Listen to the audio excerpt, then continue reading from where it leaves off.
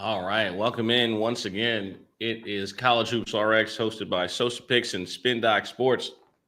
Welcome back from a wonderful Wednesday, man. Yesterday, absolutely wonderful. Sweeping the board with SpinDocSports. I went 1-for-1, losing on a hook to the number one team in the country. Absolutely sickening. I don't know if you've watched any of that LSU game last night. I watched a little bit of it.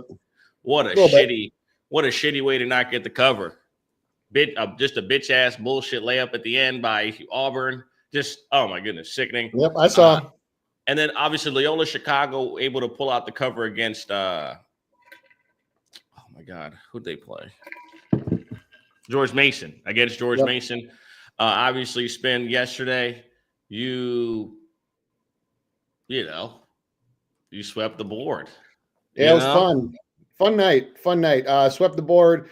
VIP 2-1. VIP is also now on we actually won 7 of our last 8 this week. So it's raining money down. Watching my account grow. It's pretty fun. But no, it's good. Like I had said yesterday, when you get into conference play, when you get into some of these matchups with teams with familiarity, a lot of the key metrics and key situational things that I look at tend to have more weight and more meaning. Like, for example, I talked about it being a letdown spot for Xavier. It wasn't necessarily a letdown spot, but they did run out of gas at the end, which would be expected after playing such a physical game against a good UConn team, then having to go down the road to Omaha. And the other thing to look for with these teams is that unless you're talking about like the top of the top, you're talking about like your Dukes and your Auburns or whatever. These are still, well, I guess some of them are 18, 19-year-old kids. Some of them are like 27-year-old men now, but they're still college players. And when you go from playing a team with a particular style and then immediately turn around and play a team with a completely different style, it can take some getting used to. And I reference Xavier specifically because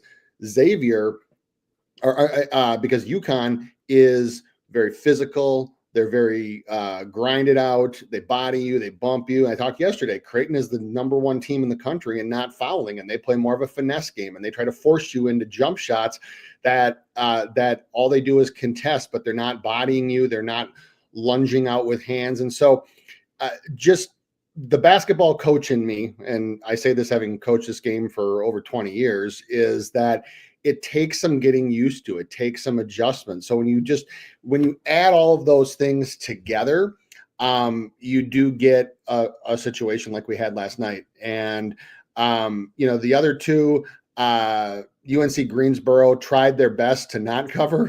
For anybody that watched that game, I think I said some bad words about them a few times in our Discord because they had 8-point lead, I think 3 different times during the game, and lost it all 3 times, but they stepped up in the end. And we got it. And then Stanford was no doubt. Stanford actually at one point, for those of you that stayed up late to watch it, they were up 25-2 in the first half. So they tried their best at the end to let Syracuse score a bunch, but either way, full sweep, 3-0. So, but my philosophy on that is the same it is with every other sport, is we're 0-0 today. So this is a new day, and there's absolutely no resting. Got 3 more lined up, and we will get into it. Before we do, even though it's not going to be a play like officially for the show, I got it on because we played today.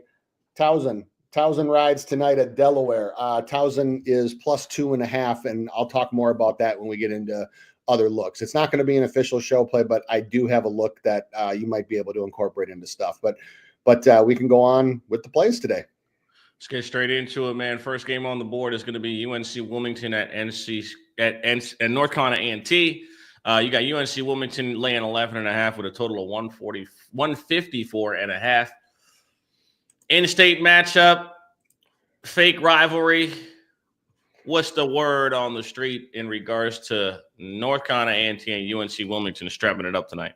All right. So the Seahawks, for those of you that don't follow the Coastal, they are towards the top of the conference. And the one thing that has always been true about this Seahawks offense, you can see it in the stats. You can see right here, free throws attempted over field goals attempted, and percentage of points from the free throw line. They get to the line, they attack the rim, they're not afraid to be physical, they're not afraid of contact, and it has been a running thing for me this year is that when they play a team that does have some foul issues or can be prone to foul issues, I look to take their team total over, and that's exactly what we're doing here. Because while North Carolina A&T, you see defensively they're 161st in it, but if you look deeper, you do see that they are sub 240, I believe. Yeah, 242nd in opponent free throws allowed per game, over 20. Anytime you allow over 20 free throws a game against this North Carolina Wilmington team, they can put up some points. The other thing that they have is they make them 101st in free throw percentage, 74.2%. You go down to the personnel and you see Newbie at 86. You see Bo Montgomery at 83. You see multiple guys over that 70%, 75% threshold. So they got guys that can knock it down. The other thing that plays a factor in this is that the Aggies, so North Carolina A&T, not the best team. In fact, they're pretty bad. They started off okay, but they've just been in an absolute free fall for pretty much the last 2 months. Not only have they lost, I believe it's 10 in a row. No, 7 in a row. No, 10 in a row. I'm sorry. Not only have they lost 8 in a row. I'm sorry, man. I'm off today. I need coffee. So 8 in a row. Facts. But in those games, they have allowed over 80 points 5 times. They've allowed over 75 points virtually every single game. Part of the reason for that is a combination of 2 things. Number one is their defense is poor. You can see right here, 341st in adjusted defensive efficiency, sub 200 in effective field goal percentage allowed. They allow a ton of offensive rebounds, and that's going to be another thing I'll talk about in just a second. But they play at a fast pace. They play at the 19th overall pace in the country. So when you play at that pace, not only are you going to get a lot of possessions, but you're also going to give your opponent a lot of possessions. And the more possessions you give this Wilmington team are more chances for them to get to the line. Over the last few games here, Wilmington, their defensive floor percentage. So I talked about floor percentage yesterday is the percentage of times that a team gets any points, a free throw, basket, doesn't matter, on a possession. The defensive side of that is how often you allow it.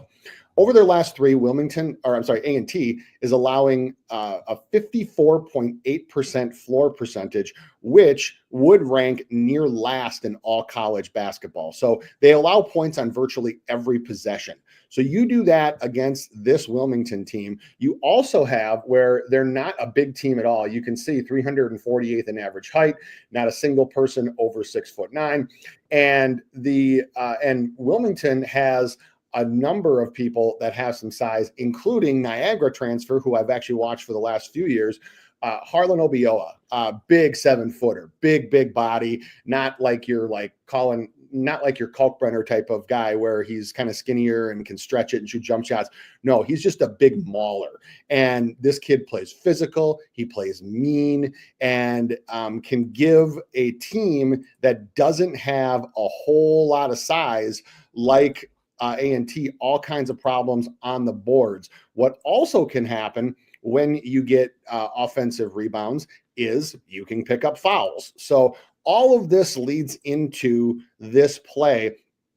Even though Wilmington is favored by 11.5, I think North Carolina A&T, I've watched them a few times. They run, they shoot. They don't have size. And when you don't have size, and you don't have a whole lot of guys that can shoot jump shots, as they don't, what you look to do is you look to just create as many possessions as possible for yourself, because just the raw numbers game is that the more times you have the ball, the more shots you get up, the more points you can possibly score. What that also leads to is giving up points. So first official play, North Carolina, Wilmington, not A&T, Wilmington, the visitor, team total over 82.5. That was on DraftKings right before we went on. It's at 83.5 in some places, 82.5, 83.5. Either one is fine. Team total over, because there should be plenty of possessions, plenty of fouls, plenty of opportunities. All right. Second game we're going to get into is The Liberty Flames taking on Kennesaw State at Kennesaw State. Kennesaw State 3-point dogs with a total of 141.5. Let's get into it. First of all, you do have a Liberty team that has lost twice in a row. The Flames. The Liberty Flames. Yep. Flames. The Flames. Yep, the Flames. The Flames and the Owls. So this might be the nickname game of the night. But Liberty has lost twice in a row at Kennesaw, and Kennesaw this year has actually been very, very solid at home. They're only, I don't believe they've lost it. No, they have not lost at home this year. So they're undefeated at home. Liberty, I mean, they're 16-4, but those losses have all come since January 1st. In fact, 2 of their 4 losses have actually come in the last week. So, and most of their losses have come on the road. You have a Kennesaw State team here who, yes, Liberty is very effective offensively, but they're 26th. Liberty is 26th overall in the percentage of points that are from beyond the arc. But at home, Kennesaw State defends the 3 exceptionally well. They actually defend the 3 pretty well, period, as you can see, top 100. But at home, it's really, really good. So multiple games under 30% from beyond the arc. The other thing that you have is you have a Liberty team that doesn't rebound the ball very well because of their height. So you can see 345th in average height, 357th in offensive rebounds. They also have one rotation player over 6'8", very, very few rotation players over 6'7". Their guards are small. And so it presents an opportunity here for Kennesaw State to make them a lot of one and done. So you defend their primary weapon very well. You also rebound the ball very well on the defensive end, and it doesn't add up to a whole lot of points, potential points on the Liberty side. Kennesaw State here on their home floor shoots much better, actually. Their overall offense, 283rd, as you can see, with effective field goal percentage. But a little bit of a different story at home. There's a big home road disparity here. So 52.2% at home, 45.9% on the road. That's what gives you that average. Same thing goes for the three-point line. They're 57th in percentage of shots that are from the three-point line. And they also have a pretty significant disparity in shooting the jump shot to the tune of they're under 30%. Under 30% away from home and significant or decently better at home. But the big thing for Kennesaw is they do get to the line. See that with a team that doesn't have a lot of height. I just talked about it with A&T. A lot of driving, a lot of slashing. They have a number of guys who shoot free throws very well here, over 70%, including Simeon Cottle, who's over 90%. They shoot it pretty well as a team, and they also are top 40 in getting to the free throw line. Now, Liberty's defense is pretty decent with this, but on the road, they do allow a significant number of more free throws per game. At home, they only allow 14.3. They allow almost 3 more free throws on the road. They've actually allowed over 17 in their last 3, which would rank below average. So there's an opportunity here at a dog price. I talked about this in conference play about looking for some of those undervalued conference dogs. And that's what I think we have tonight with Kennesaw State. The other thing with Liberty is, if you believe in this angle, is on Saturday, they actually go to Jacksonville State, who is first in the conference. So if they do win tonight, and they will go to Jacksonville essentially for the lead in Conference USA. So potential look ahead spot. I'm not saying that it is, because I don't try to get into like what teams are thinking and what teams are what their mindset is, but it's just another factor that plays into it. So for me, the number at +3.5, which is where it is right now, it's like right on the edge of like, do you take a shot on the money line and just have them win straight out? I think that since it's beyond one possession, I think that you can just take the points with this one. If you want to take just a little bit of a flyer on the money line, I believe you can. I think the best price you can get that is plus 140. It's come down from plus 160, but plus 140. But the official play is Kennesaw State plus 3.5 against Liberty. All right. And we're going to get straight into our final game of the day, which is literally the final game of the day. It's actually the first. No. It's actually the first game of tomorrow. First game tomorrow. First game tomorrow. Last game of tonight's slate. Fake late night. But you got UC San Diego at Hawaii. San Diego laying 8.5 with a total of 136.5. Relatively low number. What are we rocking with in this matchup? Well, because I like late night live degeneracy, the Island is one of the teams that I've actually watched probably more than almost anybody, except for Towson and a few of my other favorites to bet on. I watch Hawaii all the time. I probably watched them 7 times this year, just because when they're at home, they're always the last game of the day, and there's the only thing on, and I'm a night owl, so I've watched this team tons. And here's a couple things about the Bows, as they're called, Rainbow Warriors. But Hawaii is a team that doesn't have a ton of shooting. It doesn't have a ton of finesse. Eran Ganot, their coach, that this is how he coaches. He's a New York East Coast guy who migrated out there.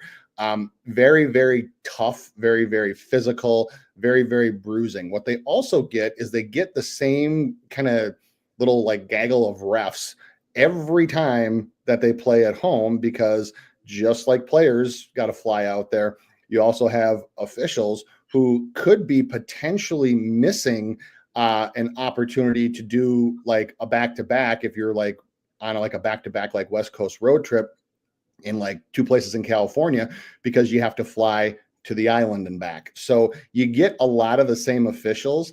And, I'm not one to say the refs cost anybody anything in any sport, but I've seen them get some, as I call it in VIP, some island love. And that is what you need if you're a team like Hawaii, because they are big.